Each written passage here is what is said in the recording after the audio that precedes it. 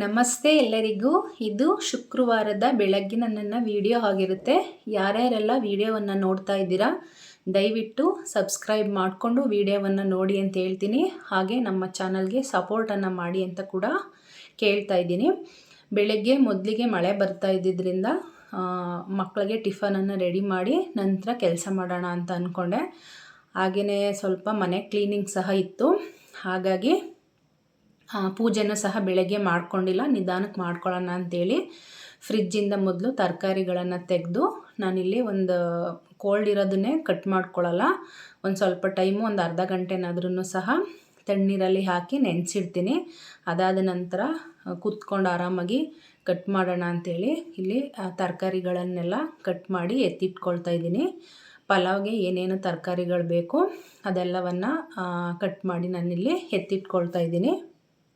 ಅದಾದ ನಂತರ ನಾನು 1 ಕಪ್ಪು ರೈಸ್ ಅಷ್ಟು ಸಹ ಇಲ್ಲಿ ನೆನೆಸಿಟ್ಕೊಳ್ತಾ ಇದ್ದೀನಿ.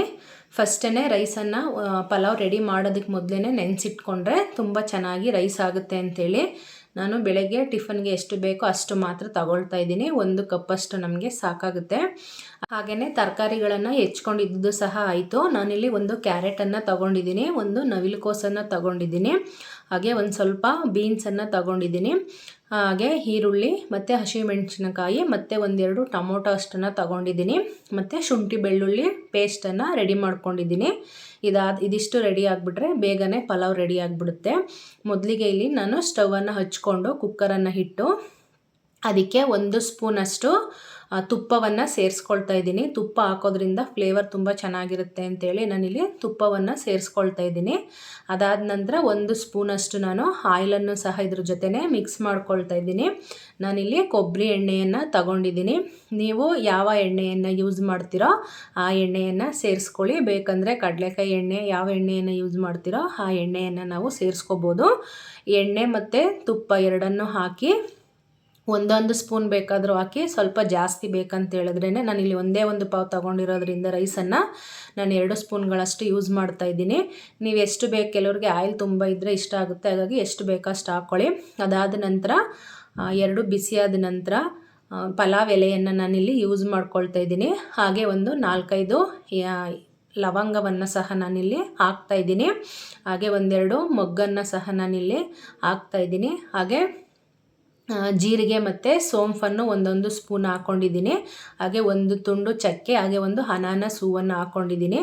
ಅದಾದ ನಂತರ ಕಟ್ ಮಾಡಿ ಇಟ್ಟಿರ್ತಕ್ಕಂಥ ಈರುಳ್ಳಿ ಹಾಗೆ ಶುಂಠಿ ಬೆಳ್ಳುಳ್ಳಿ ಪೇಸ್ಟನ್ನು ಹಾಕಿ ಚೆನ್ನಾಗಿ ಫ್ರೈ ಮಾಡ್ಕೊಂಡು ಆದ ನಂತರ ನಾನು ಟೊಮೊಟೊವನ್ನು ಸೇರಿಸ್ಕೊಳ್ತಾ ಇದ್ದೀನಿ. ಯಾವುದೇ ಒಂದು ತರಕಾರಿಯನ್ನು ಸೇರಿಸುವಾಗ 1-2 ನಿಮಿಷ ಒಂದು ನಿಮಿಷನಾದ್ರೂ ಅದನ್ನು ಫ್ರೈ ಮಾಡಿ ನಂತರ ಬೇರೆ ಒಂದನ್ನು ಸೇರಿಸ್ಕೊಳ್ಳಿ. ಹಾಗೆಯೇ ಇಲ್ಲಿ ಕೊತ್ತಂಬರಿ ಸೊಪ್ಪು ಹಾಗೆಯೇ ಪುದೀನ ಸೊಪ್ಪನ್ನು ಸಹ ನಾನಿಲ್ಲಿ ಸೇರಿಸ್ಕೊಂಡಿದ್ದೀನಿ. ಅದಾದ ನಂತರ ಕಟ್ ಮಾಡಿ ಇಟ್ಕೊಂಡಿದ್ದಂತಹ ಎಲ್ಲ ತರಕಾರಿಗಳನ್ನು ಸಹ ನಾನಿಲ್ಲಿ ಮಿಕ್ಸ್ ಮಾಡ್ಕೊಂಡಿದ್ದೀನಿ. ನಿಮಗೆ ಯಾವ ಥರ ತರಕಾರಿಗಳು ಬೇಕು ಪ್ರತಿಯೊಂದನ್ನು ಸಹ ನೀವಿಲ್ಲಿ ಆ್ಯಡ್ ಮಾಡ್ಕೋಬೋದು. ಇವಾಗ ನಾನಿಲ್ಲಿ ಪಲಾವ್ ಪೌಡರನ್ನು, ಹೋಮ್ ಮೇಡ್ ಪಲಾವ್ ಪೌಡರನ್ನು 1 ಸ್ಪೂನನ್ನು ಯೂಸ್ ಮಾಡ್ಕೊಳ್ತಾ ಇದ್ದೀನಿ. ತುಂಬಾ ಫ್ಲೇವರ್ ಬರುತ್ತೆ, ಹಾಗೆ ಪಲಾವ್ ತುಂಬಾ ಗಮ್ ಅಂತ ಚೆನ್ನಾಗಿರುತ್ತೆ. ಹಾಗಾಗಿ ನಾನು ಪಲಾವ್ ಪೌಡ್ರನ್ನು ಸೇರಿಸ್ಕೊಳ್ತಾ ಇದ್ದೀನಿ. ಅದಾದ ನಂತರ 1 ಸ್ಪೂನಷ್ಟು ಅಚ್ಚ ಖಾರದ ಪುಡಿಯನ್ನು ಸಹ ಸೇರಿಸ್ಕೊಂಡಿದ್ದೀನಿ.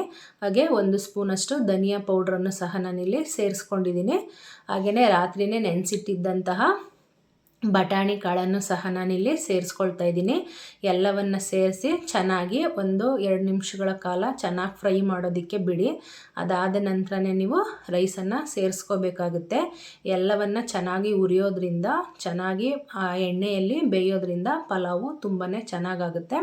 ಹಾಗಾಗಿ 1-2 ನಿಮಿಷಗಳ ಕಾಲ ಇದರಲ್ಲಿ ಚೆನ್ನಾಗಿ ಎಲ್ಲನೂ ಒಳ್ಳೆ ಮಿಕ್ಸನ್ನು ಕೊಟ್ಟು ಚೆನ್ನಾಗಿ ಫ್ರೈ ಮಾಡ್ಕೊಳ್ಳಿ.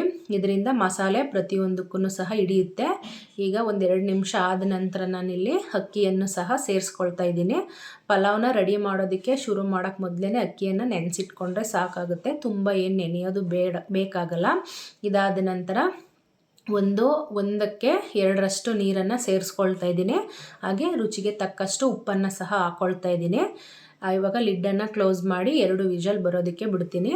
ಅಷ್ಟರಲ್ಲಿ ಈ ಕಡೆ ರಾಯ್ತವನ್ನು ಸಹ ನಾವಿಲ್ಲಿ ರೆಡಿ ಮಾಡ್ಕೊಳ್ಳೋಣ. ಮೊದಲಿಗೆ ಒಂದು ಬೌಲಲ್ಲಿ ನಾನು ಕಟ್ ಮಾಡಿರ್ತಕ್ಕಂಥ ಸೌತೆಕಾಯನ್ನು ಹಾಕ್ಕೊಳ್ತಾ ಇದ್ದೀನಿ. ಹಾಗೆಯೇ ಒಂದು ಈರುಳ್ಳಿಯನ್ನು ಹಾಕ್ಕೊಳ್ತಾ ಇದ್ದೀನಿ. ಸೌತೆಕಾಯಿ ಒಂದು ಅರ್ಧದಷ್ಟು ತಗೊಂಡಿದ್ದೀನಿ. ಹಾಗೆ ಸ್ವಲ್ಪ ಕೊತ್ತಂಬರಿ ಸೊಪ್ಪನ್ನು ಸಹ ಇಲ್ಲಿ ತಗೊಂಡಿದ್ದೀನಿ. ಮೆಣಸಿನ್ಕಾಯಿ ಬೇಕಂದರೆ ಸೇರಿಸ್ಕೊಳ್ಳಿ, ಬಟ್ ನನಗಿಲ್ಲಿ ತುಂಬ ಖಾರ ಅಂತ ಅನಿಸುತ್ತೆ ಅಂತೇಳಿ ನಾನು ಸೇರಿಸ್ಕೊಂಡಿಲ್ಲ. ಹಾಗೆ ತಿನ್ನುವಾಗ ಮಕ್ಕಳಿಗೆ ಬಾಯಿಗೆ ಸಿಕ್ಕಿದ್ರೆ ತಿನ್ನಲ್ಲ ಅಂತೇಳಿ ನಾನಿಲ್ಲಿ ಸೇರಿಸ್ಕೊಂಡಿಲ್ಲ. ಹಾಗೆ ಮೊಸರನ್ನು ಸಹ ನಾನಿಲ್ಲಿ ಮಿಕ್ಸ್ ಮಾಡ್ಕೊಂಡಿದ್ದೀನಿ. ಒಂದು 300 ml ಅಷ್ಟು ಮೊಸರನ್ನು ತಗೊಂಡಿದ್ದೀನಿ. ಮತ್ತು ಅದು ಉಳಿತಂದರೆ ಯಾರೂ ತಿನ್ನಲ್ಲ, ಎಷ್ಟು ಬೇಕೋ ಅಷ್ಟೇ ಮಾಡ್ಕೊಳ್ತೀನಿ. ಬೇಕಂದರೆ ಎಷ್ಟು ನಿಮ್ಮ ಮನೇಲಿ ಎಷ್ಟು ಇರ್ತಾರೋ ಅಷ್ಟು ನೋಡಿ ನೀವು ಮಾಡ್ಕೊಳ್ಳಿ. ಆಲ್ರೆಡಿ ರಾಯ್ತ ಮಾಡೋದು ಪ್ರತಿಯೊಬ್ಬರಿಗೂ ಗೊತ್ತೇ ಇರುತ್ತೆ. ನಿಮ್ಮ ಮನೆಯಲ್ಲಿ ಎಷ್ಟು ಜನ ಇರ್ತಾರೆ, ಎಷ್ಟು ಬೇಕಾಗುತ್ತೋ ಅದನ್ನು ನೋಡಿ ಮಾಡ್ಕೊಳ್ಳಿ. ಹಾಗೆ ರುಚಿಗೆ ತಕ್ಕಷ್ಟು ಮೆಣಸಿನ ಪುಡಿಯನ್ನು ಸೇರಿಸ್ಕೊಳ್ತಾ ಇದ್ದೀನಿ. ಮೆಣಸಿನ್ಕಾಯಿ ಆದರೆ ಬಾಯಿಗೆ ಸಿಕ್ತು ಅಂತ ಹೇಳಿದ್ರೆ ತುಂಬ ಖಾರ ಅಂತೇಳಿ ಊಟನೇ ತಿನ್ನಲ್ಲ. ಈ ರೀತಿಯಾಗಿ ಮಿಕ್ಸ್ ಮಾಡಿದ್ರೆ ಆ ಖಾರದ ಫ್ಲೇವರು ಕೂಡ ಇರುತ್ತೆ, ಹಾಗೆ ಅದು ತಿನ್ನೋಕ್ಕೂ ಚೆನ್ನಾಗಿರುತ್ತೆ ಅಂತೇಳಿ. ನಂತರ ಪಲಾವ್ ರೆಡಿ ಆಗುವಷ್ಟರಲ್ಲಿ ನಾನಿಲ್ಲಿ ಒಂದು ಡಿಟಾಕ್ಸ್ ಡ್ರಿಂಕ್ಸನ್ನು ಸಹ ಕುಡಿತಾ ಇದ್ದೀನಿ. ಇದು ಬೀಟ್ರೂಟ್ ಮತ್ತು ಆಮ್ಲ ಒಂದು ಐಸ್ ಕ್ಯೂಬ್ ಆಗಿರುತ್ತೆ. ಡೈಲಿ ಮಾರ್ನಿಂಗ್ ಟೈಮಲ್ಲಿ ಬ್ಯುಸಿ ಇರುತ್ತೆ, ಅದನ್ನು ರೆಡಿ ಮಾಡ್ಕೊಳಕ್ಕಾಗಲ್ಲ ಅಂತ ಕ್ಯೂಬ್ ಮಾಡಿಟ್ಕೊಂಡು ಕುಡಿತೀನಿ. ಈಗ ಪಲಾವ್ ಸಹ ರೆಡಿಯಾಗಿದೆ. ನಾನು ನೀರು ಕುಡಿದು ಬರುವಷ್ಟರಲ್ಲಿ ಪಲಾವು ಸಹ ರೆಡಿಯಾಗಿತ್ತು. ಇವಾಗ ಇದನ್ನು ನಾನು ಸರ್ವ್ ಮಾಡಿ ತೋರಿಸ್ತಾ ಇದ್ದೀನಿ. ತುಂಬಾ ಚೆನ್ನಾಗಿ ಆಗಿತ್ತು, ಹಾಗೆಯೇ ತುಂಬ ಉದುರಾಗೂ ಸಹ ಆಗಿತ್ತು. ನೀವು ಸಹ ಒನ್ ಟೈಮ್ ಟ್ರೈ ಮಾಡಿ. ಹಾಗೆಯೇ ಪಲಾವನ್ನು ಇವಾಗ ಮನೇಲಿ ಪಲಾವ್ ಮಾಡಿದ್ವಿ, ಅದನ್ನು ಹೆಲ್ದಿ ಪ್ಲೇಟ್ ಯಾವ ಥರ ಮಾಡೋದು ಅನ್ನೋದನ್ನು ಸಹ ನಾನಿಲ್ಲಿ ತೋರಿಸಿದ್ದೀನಿ. ಇದಾದ ನಂತರ ಮಕ್ಕಳೆಲ್ಲ ಸ್ಕೂಲಿಗೆ ಹೋದ ನಂತರ ನಾನು ಮನೆ ಕೆಲಸಗಳನ್ನು ಸ್ಟಾರ್ಟ್ ಮಾಡಿದೆ. ಇದು ಗುರುವಾರದ ಒಂದು ಕ್ಲಿಪ್ಪಿಂಗ್ ಆಗಿರುತ್ತೆ. ನಾನು ಶುಕ್ರವಾರದ ದಿನ ಯಾವುದೇ ರೀತಿಯಾದಂತಹ ಜಾಡನ್ನು ತೆಗೆಯೋದನ್ನು ಮಾಡೋದಿಲ್ಲ, ಹಾಗಾಗಿ ಗುರುವಾರದನ್ನೇ ಸಹ ಇಲ್ಲೇ ಆ್ಯಡ್ ಮಾಡಿದ್ದೀನಿ ನಾನು. ಶುಕ್ರವಾರದ ದಿನ ಯಾವುದೇ ರೀತಿಯಾದಂತಹ ಧೂಳನ್ನು ಜಾಡನ್ನು ತೆಗಿತಕ್ಕಂಥದ್ದನ್ನು ಮಾಡಬಾರ್ದು ಅಂತ ಹೇಳ್ತಾರೆ, ಹಾಗಾಗಿ ನಾನು ಶುಕ್ರವಾರ ಮಾಡಿಲ್ಲ. ಗುರುವಾರ ಸ್ಟಾರ್ಟ್ ಮಾಡಿದ್ದೀನಿ, ಆದ್ದರಿಂದ ಶುಕ್ರವಾರ ಮತ್ತು ಶನಿವಾರ ಅದನ್ನು ಕಂಟಿನ್ಯೂ ಮಾಡ್ತೀನಿ. ಮನೆ ಕೆಲಸಗಳ ಮಧ್ಯೆ ಮಕ್ಕಳು ನೋಡೋದ್ರ ಮಧ್ಯೆ ಪ್ರತಿಯೊಂದನ್ನು ಒಂದೇ ದಿನ ಶನಿವಾರನೇ ಮಾಡೋಕ್ಕಾಗಲ್ಲ. ಹಾಗೆ ಭಾನುವಾರ ಮಹಾಲಯ ಅಮಾವಾಸ್ಯೆ ಇರೋದ್ರಿಂದ, ಪಿತೃಪಕ್ಷ ಇರೋದ್ರಿಂದ ಇವಾಗಲೇ ಕ್ಲೀನಿಂಗನ್ನು ಶುರು ಮಾಡ್ಕೊಂಡಿದ್ದೀನಿ.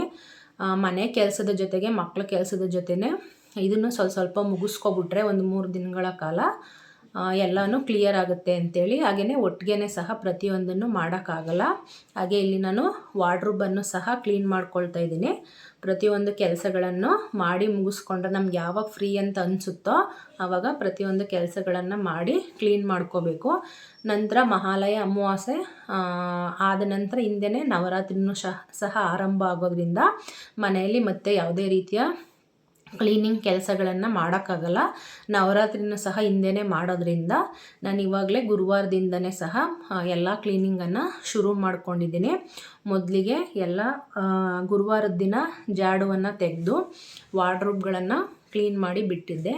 ನಂತರ ಶುಕ್ರವಾರದ ದಿನ ಹಾಸಿಗೆಯನ್ನು ಕ್ಲೀನ್ ಮಾಡ್ತಕ್ಕಂಥದ್ದು, ಬೆಡ್ ಸ್ಪ್ರೆಡನ್ನು ಚೇಂಜ್ ಮಾಡಿ ವಾಶ್ ಮಾಡೋಕ್ಕಾಗ್ತಕ್ಕಂಥದ್ದು, ವಿಂಡೋಸ್ಗಳನ್ನು ಕ್ಲೀನ್ ಮಾಡ್ತಕ್ಕಂಥದ್ದು, ಹಾಗೆ ಅಡುಗೆ ಮನೆಯನ್ನು ಕ್ಲೀನ್ ಮಾಡ್ತಕ್ಕಂಥದ್ದು, TV ಶೋಕೇಸನ್ನು ಕ್ಲೀನ್ ಮಾಡ್ತಕ್ಕಂಥದ್ದು, ಹಾಗೆಯೇ ವಿಂಡೋಸ್ಗಳು, ಸ್ಕ್ರೀನ್ಗಳನ್ನು ಕ್ಲೀನ್ ಮಾಡ್ತಕ್ಕಂಥದ್ದು, ಇಷ್ಟು ಕೆಲಸವನ್ನು ನಾನು ಫ್ರೈಡೇ ಮುಗಿಸ್ಕೊಂಡಿದ್ದೀನಿ. ಹಾಗೆ ಸ್ಯಾಟರ್ಡೆ ದೇವ್ರ ಮನೆ ಕ್ಲೀನ್ ಮಾಡ್ತಕ್ಕಂಥದ್ದು, ಮತ್ತು ಇನ್ನೇನಾದರೂ ಉಳಿದಿರೋ ಕೆಲಸಗಳೇನಾದ್ರು ಇದ್ದರೆ ಅದನ್ನು ಸ್ಯಾಟರ್ಡೆ ಕಂಪ್ಲೀಟ್ ಮಾಡ್ಕೊಳ್ಳೋಣ ಅಂಥೇಳಿ 3 ದಿನಗಳ ಕಾಲ ನಾನು ಈ ಕೆಲಸಗಳನ್ನು ಮಾಡ್ಕೊಂಡಿದ್ದೀನಿ. ಹಾಗೆ ಡೋರನ್ನು ಸಹ ಕ್ಲೀನ್ ಮಾಡ್ತಕ್ಕಂಥದ್ದು, ಎಲ್ಲೆಲ್ಲಿ ಏನೇನು ಇರುತ್ತೋ ಅದೆಲ್ಲವನ್ನು ನೀಟಾಗಿ ಕ್ಲೀನ್ ಮಾಡ್ಕೊಳ್ಳಿ. ಹಾಗೆ ಈ ಕ್ಲೀನಿಂಗ್ ಜೊತೆನೇ ನಾನು ಮಹಾಲಯ ಅಮಾವಾಸ್ಯೆ ಬಗ್ಗೆ ಒಂದೆರಡು ಮಾತುಗಳನ್ನ ಹೇಳ್ಬೇಕಂತ ಅಂದ್ಕೊಂಡಿದ್ದೀನಿ. ಮಹಾಲಯ ಅಮಾವಾಸ್ಯೆ ಬಗ್ಗೆ ಎಷ್ಟೋ ಜನಕ್ಕೆ ಕೆಲವೊಂದು ಗೊಂದಲಗಳಿರುತ್ತೆ. ಕೆಲವರು ಪದ್ಧತಿ ಇರುತ್ತೆ ಮಾಡುವಂಥ ಪದ್ಧತಿ, ಕೆಲವ್ರಿಗೆ ಮಾಡುವಂಥ ಪದ್ಧತಿಗಳಿರಲ್ಲ.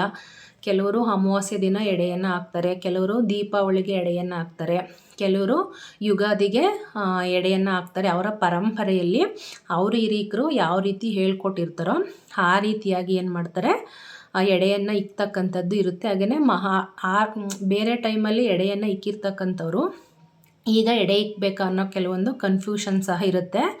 ಯಾವುದೇ ರೀತಿಯಾದಂತಹ ಕನ್ಫ್ಯೂಷನ್ಸ್ ಬೇಡ. ನಿಮ್ಮ ಹಿರಿಯರು ಯಾವ ರೀತಿ ಹೇಳ್ಕೊಟ್ಟಿರ್ತಾರೋ ಅದೇ ರೀತಿಯಾಗಿ ಕಂಟಿನ್ಯೂವನ್ನು ಮಾಡಿ. ಯಾವುದೇ ರೀತಿಯಾದಂತಹ ತೊಂದರೆ ಇರಲ್ಲ. ಮನಸ್ಸಲ್ಲಿ ಯಾವುದೇ ರೀತಿಯ ಅಳುಕನ್ನು ಇಟ್ಕೊಂಡು ಯಾವುದೇ ಕೆಲಸಗಳನ್ನ ಮಾಡಬೇಡಿ. ನಾವು ಯಾವ ರೀತಿ ಥಿಂಕ್ ಮಾಡ್ತೀವೋ ಅದೇ ರೀತಿಯಾಗಿ ನಡೀತಾ ಇರುತ್ತೆ. ಹಾಗಾಗಿ ನಿಮ್ಮ ಮನಸ್ಸಿನ ತೃಪ್ತಿಗೆ ಯಾವ ರೀತಿಯಾಗಿ ಮಾಡಬೇಕಂತ ಅನಿಸುತ್ತೋ ಆ ರೀತಿಯಾಗಿಯೇ ಮಾಡಿ. ಹಾಗೆಯೇ ಮಹಾಲಯ ಅಮಾವಾಸ್ಯೆ ಹುಣ್ಣಿಮೆಯ ನಂತರ ಶುರುವಾಗಿ ಹಾಗೆ ಇವಾಗ ಅಮಾವಾಸ್ಯೆ ತನಕನೂ 15 ದಿನಗಳ ಕಾಲ ಇರುತ್ತೆ. ಈ 15 ದಿನಗಳ ಕಾಲನೂ ಸಹ ಕೆಲವೊಬ್ಬರು ಪೂಜೆಯನ್ನು ಮಾಡ್ತಾರೆ, ದಾನಗಳನ್ನು ಮಾಡ್ತಾರೆ. ಹಾಗೆ ಈ 15 ದಿನಗಳ ಕಾಲ ಪಿತೃಗಳು ಮನೆಗೆ ಯಾವುದೇ ರೂಪದಲ್ಲಿ ಬರ್ತಾರೆ ಅಂತ ಒಂದು ತಿಳ್ಕೊಳ್ತಕ್ಕಂಥ ಒಂದು ಸಂಪ್ರದಾಯ ಕೂಡ ಇದೆ. ಹಾಗೆ ಯಾವುದೇ ರೀತಿಯಾದಂಥ ಪ್ರಾಣಿ ಹಿಂಸೆ ಕೂಡ ಮಾಡಲ್ಲ. ಯಾಕಂದರೆ ಪ್ರಾಣಿಗಳ ರೀತಿಯಾದ್ರೂ ನಮ್ಮ ಪಿತೃಗಳು ಬರ್ತಾರೆ ಅಂತೇಳಿ ಪ್ರಾಣಿ ಹಿಂಸೆಯನ್ನು ಸಹ ಮಾಡಲ್ಲ. ಹಾಗೆಯೇ ಯಾರಿಗೂ ಬೈತಕ್ಕಂಥದ್ದು, ನಮ್ಮ ಪಿತೃಗಳು ಇದೇ ರೂಪದಲ್ಲಿ ಇರ್ತಾರೆ ಅಂತೇಳಿ ಬೈತಕ್ಕಂಥದ್ದು ಅಥವಾ ಕೆಟ್ಟ ಮಾತುಗಳನ್ನು ಆಡ್ತಕ್ಕಂಥದ್ದನ್ನು ಸಹ ಮಾಡಲ್ಲ. ಹಾಗೆ ಹೆಚ್ಚು ದಾನ ಧರ್ಮಗಳನ್ನು ಮಾಡ್ತಾರೆ. ಯಾವ ರೀತಿಯಾಗಿ ಬಂದಿದ್ರು ಅಂತೇಳಿ ಮನೆಗೆ ಬಂದಂಥ ಯಾರನ್ನು ಸಹ ಹಸ್ಕೊಂಡು ಹೋಗೋದಕ್ಕೆ ಬಿಡಲ್ಲ. ಊಟವನ್ನು ಯಾವ ರೂಪದಲ್ಲಿ ಬಂದಿರ್ತಾರೋ ಅಂತೇಳಿ ಮಾಡ್ತಾರೆ. 15 ದಿನಗಳ ಕಾಲ ಮಾಡ್ತಕ್ಕಂಥವ್ರು 15 ದಿನಗಳ ಕಾಲ ಮಾಡ್ತಾರೆ. ಇಲ್ಲ ಅಂತ ಹೇಳೋರು ಕೊನೆಯಲ್ಲಿ ಮಹಾಲಯ ಅಮಾವಾಸ್ಯೆ ದಿನ ಶ್ರಾದ್ದವನ್ನು ಮಾಡ್ತಾರೆ ಅಥವಾ ಎಡೆಯನ್ನು ಇಕ್ತಾರೆ ಅಥವಾ ಪಿಂಡವನ್ನು ಸಹ ಬಿಡ್ತಾರೆ. ನಿಮ್ಮ ಪದ್ಧತಿಯಲ್ಲಿ ಏನೇನು ಬಂದಿದೆ ಆ ರೀತಿಯಾಗಿ ಮಾಡ್ಕೋಬೋದು. ಇದರಲ್ಲಿ ಯಾವುದೇ ರೀತಿಯಾದಂತಹ ಏನು ತೊಂದರೆಗಳು ಇರೋದಿಲ್ಲ. ನಮ್ಮ ಹಿರಿಯರಿಗೆ ಒಂದು ಥ್ಯಾಂಕ್ಸನ್ನು ಹೇಳೋದಕ್ಕೋಸ್ಕರ ಹಾಗೆಯೇ ಅವರನ್ನು ನೆನೆಸ್ಕೊಳ್ಳೋದಕ್ಕೋಸ್ಕರ ಈ ಮಹಾಲಯ ಅಮಾವಾಸ್ಯೆಯಲ್ಲಿ ನಮ್ಮ ಕೈಲಾದಂತಹ ಒಂದು ಸೇವೆಯನ್ನು ಅವ್ರಿಗೆ ಮಾಡಲಿಕ್ಕೋಸ್ಕರ ಈ ಒಂದನ್ನು ಮಾಡಿರ್ತಕ್ಕಂಥದ್ದು. ಇದರಲ್ಲಿ ಯಾವುದೇ ಏನು ಮಾಡಿದ್ರೆ ದೋಷ, ಏನು ಮಾಡಿದ್ರೆ ಇಲ್ಲ ಅನ್ನೋಂಥದ್ದು ಯಾವುದೂ ಸಹ ಇಲ್ಲ. ನಿಮಗೆ ನಿಮ್ಮ ಪರಂಪರೆಯಲ್ಲಿ ನಿಮ್ಮ ಹಿರಿಯರು ಯಾವ ಥರ ಹೇಳ್ಕೊಟ್ಟಿದ್ದಾರೋ ಆ ಥರವಾಗಿ ಖಂಡಿತವಾಗಿ ನಡೆಸ್ಕೊಂಡು ಹೋಗಿ. ಇಲ್ಲಿ ಯಾವುದೇ ರೀತಿಯಾದಂತಹ ದೋಷಗಳ ಬಗ್ಗೆ ಭಯ ಬೇಡ. ಯಾರ್ಯಾರೋ ಅದು ದಾನ ಮಾಡಬೇಕು, ಇದು ದಾನ ಮಾಡಬೇಕು, ಇದು ದೋಷ ಅದು ದೋಷ ಅಂತೆಲ್ಲ ಹೇಳ್ತಾರೆ. ಯಾವುದೇ ರೀತಿಯಾದಂಥ ಯಾವುದೇ ತಂದೆ ತಾಯಿಗಳು ಯಾವುದೇ ಮಕ್ಕಳಿಗೆ ಕೆಡುಕನ್ನು ಬಯಸೋದಿಲ್ಲ. ಹಾಗಾಗಿ ಮನಸಾರೆ ಅವರನ್ನು ನೆನೆಸ್ಕೊಂಡು ಪೂಜೆಯನ್ನು ಮಾಡಿ. ಇದಾದ ನಂತರ ಎಲ್ಲವನ್ನು ಕ್ಲೀನಿಂಗ್ ಆದ ನಂತರ ನಾನಿಲ್ಲಿ ಸಂಜೆ ಅಡುಗೆಗೆ ಅಂತೇಳಿ ಸ್ಟವನ್ನು ತೊಳೆದು ಸ್ಟವ್ ಬರ್ನರ್ಸ್ ಅದೆಲ್ಲ ಕ್ಲೀನ್ ಮಾಡಿ ಇಟ್ಟಿದ್ನಲ್ಲ ಅದನ್ನೆಲ್ಲ ಜೋಡಿಸಿ ಮತ್ತು ರೈಸ್ ಮಾಡೋಣ. ಹಾಗೆಯೇ ಅರ್ಜೆಂಟಿಗೆ ಒಂದು ಟೈಮ್ಗೆ ಅಂತೇಳಿ ಹಸಿ ಗೊಜ್ಜನ್ನು ಮಾಡ್ಕೊಳ್ಳೋಣ ಅಂಥೇಳಿ ಬಂದೆ. ಇಲ್ಲಿ ಅದು ಬರ್ನರೆಲ್ಲ ಕ್ಲೀನ್ ಮಾಡಿದ್ರಿಂದನೋ ಏನೋ ಎಷ್ಟೇ ಹಚ್ಚುತ್ತಾ ಇದ್ರೂ ಅದು ಆನ್ ಆಗ್ತಾನೇ ಇರಲಿಲ್ಲ. ನಾನು ಸುಮಾರು ಸಲ ಟ್ರೈ ಮಾಡಿದೆ. ಅದಾದ ನಂತರ ತೇವ ಅಂತ ಅನಿಸ್ತಾ ಇತ್ತು. ಹಾಗೆ ಅದನ್ನು ಕ್ಲೀನ್ ಮಾಡಿ ಒರೆಸೋಕ್ಕೆ ಕೂಡ ಟ್ರೈ ಮಾಡಿದೆ, ಆಗಲಿಲ್ಲ. ಅದಾದ ನಂತರ ಬೆಂಕಿ ಕಡ್ಡಿ ಸಹಾಯದಿಂದ ಹಚ್ಚಿದೆ. ಅದಾದ ನಂತರ ಹತ್ಕೊಳ್ತು. ಮತ್ತು ಈ ಕಡೆ ಸ್ಟವನ್ನು ಸಹ ಅದೇ ರೀತಿ ಟ್ರೈ ಮಾಡಿದೆ, ಅದಾಗಲಿಲ್ಲ. ಆದರೆ ನಾನು ಅದನ್ನು ಆಫ್ ಮಾಡೋದೇ ಮರ್ತುಬಿಟ್ಟಿದ್ದೀನಿ, ಹಾಗೆ ಬಿಟ್ಬಿಟ್ಟಿದ್ದೀನಿ. ಅದಾದ ನಂತರ ನೋಡಿ ಸ್ಮೆಲ್ ಬರ್ತಾಯಿತ್ತು. ಏನು ಸ್ಮೆಲ್ ಬರ್ತಾಯಿದೆ ಅಂತ ನೋಡಿದ್ರೆ ಅದು ಆನ್ ಮಾಡಿಬಿಟ್ಬಿಟ್ಟಿದೆ. ನಂತರ ಆಫ್ ಮಾಡಿ ಅದನ್ನು ಸಹ ಹಚ್ಕೊಂಡಾಯಿತು. ಇಲ್ಲಿ ರೈಸ್ಗೆ ಇಟ್ಟೆ. ಅದಾದ ನಂತರ ರಾಜ್ಮಾ ಕಾಳುಗಳಿತ್ತು, ಅದನ್ನು ಇಟ್ಟು ಒಂದು ಹುಣಸೆಹಣ್ಣನ್ನು ನೆನೆಸ್ಕೊಂಡೆ. ಇಲ್ಲಿ ನಮ್ಮ ಹಸ್ಬೆಂಡು ನಾನು ತರಕಾರಿ ಕಟ್ ಮಾಡಿಕೊಡ್ತೀನಿ ಅಂತೇಳಿ ಈರುಳ್ಳಿಯನ್ನು ಕಟ್ ಮಾಡಿ ಕೊಡ್ತಾಯಿದ್ರು. ಹಾಗೆಯೇ ಇಲ್ಲಿ ರೈಸ್ ಕೂಡ ರೆಡಿ ಆಯಿತು. ಹಾಗೆಯೇ ರಾಜ್ಮಾ ಕಾಳನ್ನು ಸಹ ನೆನೆಸಿಟ್ಟಿದ್ದೆ ಪಲ್ಯ ಮಾಡೋದಕ್ಕೆ ಅಂತೇಳಿ. ಅದನ್ನು ಸಹ ಒಂದು 5-6 ವಿಜಲ್ಸನ್ನು ಬರ್ಸ್ಕೋಬೇಕಾಗುತ್ತೆ, ಇಲ್ಲಾಂದರೆ ಕಾಳು ಚೆನ್ನಾಗಿ ಬೇಯೋದಿಲ್ಲ. ನೈಟೇ ನೆನೆಸಿಟ್ಟಿದ್ದೆ. ಹಾಗೆಯೇ ಇಲ್ಲಿ ಒಂದು 3 ಬದನೆಕಾಯನ್ನು ತಗೊಂಡು ನಾನು ಬೇಯೋದಕ್ಕೆ ಹಾಕ್ತಾಯಿದ್ದೀನಿ. ನನ್ನ ಮಗನೂ ಸಹ ಅವ್ರ ಅಪ್ಪ ಹೆಲ್ಪ್ ಮಾಡ್ತಾ ಇರೋದನ್ನ ನೋಡಿ ನಾನು ಕ್ಯಾರೆಟನ್ನು ತುರ್ಕೊಡ್ತೀನಿ, ನನಗೂ ಬೇಜಾರಾಗ್ತೈತೆ ಅಂತೇಳಿ ಅವನು ಸಹ ತುರ್ಕೊಡ್ತಾ ಇದ್ದ.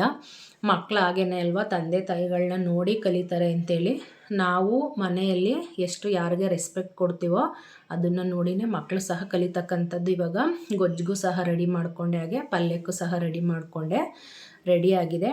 ಹಾಗೆಯೇ ಒಂಚೂರು ಕಿವುಚಿ ಇದರಲ್ಲಿರ್ತಕ್ಕಂಥ ಕಸವನ್ನು ಸಿಪ್ಪೆಯನ್ನೆಲ್ಲ ತೆಗೆಯೋಣ ಅಂಥೇಳಿ ಇದನ್ನು ಸಹ ರೆಡಿ ಮಾಡ್ಕೊಳ್ತಾ ಇದ್ದೆ.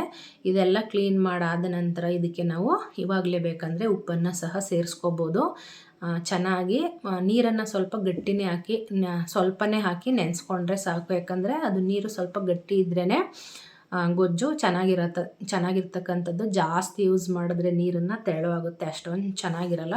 ಈಗ ಅದನ್ನೆಲ್ಲ ಕ್ಲೀನ್ ಮಾಡಿಕೊಂಡು ನಾನು ಇದಕ್ಕೆ ಉಪ್ಪನ್ನು ಸಹ ಸೇರಿಸ್ಕೊಳ್ತಾ ಇದ್ದೀನಿ. ಇದಾದ ನಂತರ ಇಲ್ಲಿ ಕಾಳು ಸಹ ಬೆಂದಿತ್ತು. ನಾನು ಕಾಳು ಮೊದಲೇ ಬೇಯೋದಕ್ಕೆ ಉಪ್ಪನ್ನು ಸೇರಿಸಲ್ಲ, ಯಾಕಂದರೆ ಕಾಳು ಸರಿಯಾಗಿ ಬೇಯಲ್ಲ ಅಂಥೇಳಿ. ಕಾಳು ಬೆಂದಾದ ನಂತರ ಇವಾಗ ಸ್ವಲ್ಪ ವಿಜಲ್ ಬಿಟ್ಟಾದ ನಂತರ ಸ್ವಲ್ಪ ಎಷ್ಟು ಬೇಕೋ ಅಷ್ಟು ಉಪ್ಪನ್ನು ಸೇರಿಸಿ ಒಂದು 2 ನಿಮಿಷಗಳ ಕಾಲ ಅದನ್ನು ಕುದಿಸ್ಬಿಟ್ರೆ ರೆಡಿ ಆಗುತ್ತೆ. ಇವಾಗ ಕಾಳನ್ನು ಚೆನ್ನಾಗಿ ಕುದಿಸಿ ಅದನ್ನು ಸಹ ಸೋದಿಸ್ಕೊಂಡಿದ್ದೀನಿ. ಇದಾದ ನಂತರ ಬದನೆಕಾಯಿ ಬೆಂದಿದೆಯಾ ಅಂತ ಚೆಕ್ ಮಾಡಿಕೊಂಡೆ. ಮೊದಲು ಒಂದು ಟೈಮು ಸರಿಯಾಗಿ ಬೆಂದಿರಲಿಲ್ಲ. ಈ ಥರ ಸ್ಪೂನಲ್ಲಿ ಅಥವಾ ಯಾವುದಾದ್ರೂ ಒಂದು ಕಡ್ಡಿಯಿಂದ ಚುಚ್ಚಿದಾಗ ಚೆನ್ನಾಗಿ ಸ್ಮ್ಯಾಶ್ ಆಗಬೇಕು. ಬದನೆಕಾಯಿ ಯಾವಾಗ ಚುಚ್ಚಿದ್ರೂ ಒಳಗಡೆ ಹೋಗುತ್ತೆ, ಹಂಗಂತೇಳಿ ಆ ಥರ ನೋಡಿ ತೆಗಿಯೋದು ಬೇಡ. ಕಲರ್ ಪೂರ್ತಿ ಚೇಂಜ್ ಆಗಿರುತ್ತೆ, ಆಗ ತುಂಬಾ ಸಾಫ್ಟ್ ಆಗಿರುತ್ತೆ. ಆ ರೀತಿ ಇದ್ದಾಗ ತಗೊಂಡ್ರೆ ಸಾಕಾಗುತ್ತೆ. ಇವಾಗ ಇದು ಬೇಯುವಷ್ಟರಲ್ಲಿ ಕಾಳನ್ನು ಸಹ ಒಗ್ಗರಣೆ ಮಾಡ್ಕೊಳ್ಳೋಣ ಅಂಥೇಳಿ ಕಾಳನ್ನು ಸಹ ಒಗ್ಗರಣೆ ಮಾಡ್ಕೊಳ್ತಾ ಇದ್ದೀನಿ. ಹಾಗೆ ಒಂದು ಕಡೆ ಬದನೆಕಾಯಿನೂ ಸಹ ಬೆಂದಿತ್ತು, ಅದನ್ನು ತೆಗೆದು ಒಂದು ಪ್ಲೇಟ್ಗೆ ಇಟ್ಟು ಅದು ಆರೋದಕ್ಕೆ ಬಿಟ್ಟೆ.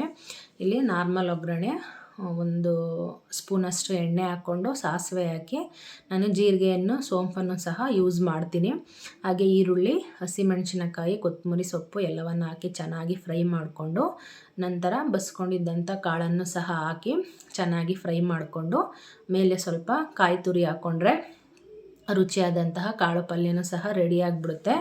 ಕಾಯಿ ತುರಿ ಸೇರಿಸೋದ್ರಿಂದ ತುಂಬಾ ಯಾವುದೇ ಪಲ್ಯಕ್ಕಾದ್ರೂ ಸಹ ಕಾಯಿ ತುರಿಗಳನ್ನು ಸೇರಿಸೋದ್ರಿಂದ ತುಂಬಾ ರುಚಿ ಕೊಡುತ್ತೆ. ಹಾಗಾಗಿ ನಾನಿಲ್ಲಿ ಕಾಯಿ ತುರಿಯನ್ನು ಸಹ ಸೇರಿಸ್ಕೊಳ್ತಾ ಇದ್ದೀನಿ. ಇವಾಗ ಪಲ್ಯನೂ ಸಹ ರೆಡಿಯಾಗಿದೆ. ಇದಾದ ನಂತರ ಅಲ್ಲಿ ಬದನೆಕಾಯಿ ಸಹ ಸ್ವಲ್ಪ ಬಿಸಿ ಹೋಗಿರುತ್ತೆ, ಹಾಗಾಗಿ ಅದನ್ನು ರೆಡಿ ಮಾಡ್ಕೊಳ್ತೀನಿ. ಇವಾಗ ಕಟ್ ಮಾಡಿಟ್ಕೊಂಡಿರ್ತಕ್ಕಂಥ ಈರುಳ್ಳಿ, ತುರಿದಿರ್ತಕ್ಕಂಥ ಕ್ಯಾರೆಟು, ಹಾಗೆಯೇ ಹಸಿಮೆಣಸಿನ್ಕಾಯಿನ ನೋಡಿ ಹಾಕ್ಕೊಳ್ಳಿ ಮಕ್ಕಳಿರೋ ಟೈಮಲ್ಲಿ, ಯಾಕಂದರೆ ಸಾಂಬಾರು ಪೌಡರ್ನ ಸಹ ಯೂಸ್ ಮಾಡ್ತೀವಿ. ಮೆಣಸಿನ್ಕಾಯಿ ಹಾಕಿದ್ರೂ ನಡೆಯುತ್ತೆ, ಹಾಕಿಲ್ಲ ಅಂದರೂ ನಡೆಯುತ್ತೆ. ನಾನಿಲ್ಲಿ ಹಾಕಿಲ್ಲ, ಒಂದಷ್ಟು ಹಾಕ್ಕೊಂಡಿದ್ದೀನಿ ಅಷ್ಟೇ, ಅದು ಕಾಣಿಸಿಲ್ಲ ಇಲ್ಲಿ. ಹಾಗೆಯೇ ಕಾಯಿ ತುರಿ ಪ್ರತಿಯೊಂದನ್ನು ಸಹ ಸೇರಿಸ್ಕೊಂಡು ಬದನೆಕಾಯಿ ಸ್ವಲ್ಪ ಬಿಸಿ ಇರುತ್ತೆ ನೋಡಿ ಹಾಕ್ಕೊಳ್ಳಿ, ಕೈ ಸುಡ್ತಕ್ಕಂಥ ಚಾನ್ಸಸ್ ಇರುತ್ತೆ. ಹಾಗೆ ಎಲ್ಲ ಬದನೆಕಾಯಿಯನ್ನು ಸಹ ಇಲ್ಲಿ ನಾನು ಸೇರಿಸ್ಕೊಳ್ತಾ ಇದ್ದೀನಿ. ಬದನೆಕಾಯಿಯನ್ನು ಸೇರಿಸ್ಕೊಂಡಾದ ನಂತರ ಇದಕ್ಕೆ ಸಾಂಬಾರು ಪೌಡರ್ ಇರುತ್ತಲ್ಲ ಅದನ್ನು ಹಾಕ್ಬಿಟ್ಟು ಒಂದೊಳ್ಳೆ ಮಿಕ್ಸನ್ನು ಕೊಟ್ಟು ಚೆನ್ನಾಗಿ ಕಲಿಸ್ಕೊಂಡ್ರೆ ಗೊಜ್ಜು ರೆಡಿಯಾಗಿಬಿಡುತ್ತೆ.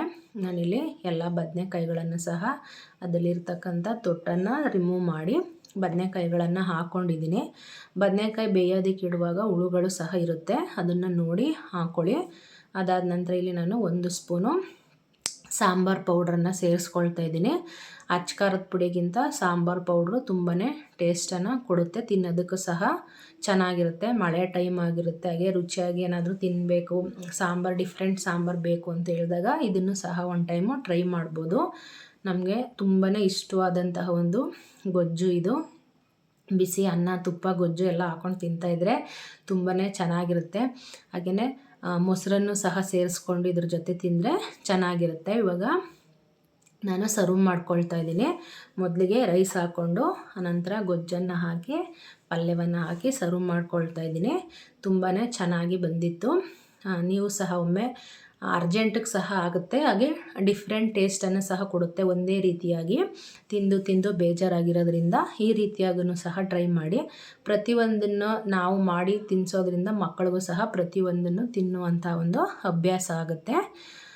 ಎಲ್ಲರೂ ಸಹ ಟ್ರೈ ಮಾಡಿ, ಎಲ್ಲರೂ ಸಹ ತಿನ್ನಿ ಅಂತ ಹೇಳ್ತೀನಿ. ಹಾಗೆಯೇ ಥ್ಯಾಂಕ್ ಯು ಫಾರ್ ವಾಚಿಂಗ್. ಯಾರ್ಯಾರೆಲ್ಲ ಸಬ್ಸ್ಕ್ರೈಬ್ ಮಾಡಿಲ್ಲ ದಯವಿಟ್ಟು ಸಬ್ಸ್ಕ್ರೈಬ್ ಮಾಡಿಕೊಂಡು ವಿಡಿಯೋವನ್ನು ನೋಡಿ ಅಂತ ಕೇಳ್ಕೊಳ್ತೀನಿ. ಹಾಗೆ ನಮ್ಮ ಚಾನಲ್ಗೆ ಸಪೋರ್ಟನ್ನು ಮಾಡಿ ಅಂತ ಎಲ್ಲರಲ್ಲೂ ಕೇಳ್ಕೊಳ್ತೀನಿ. Thank you for watching.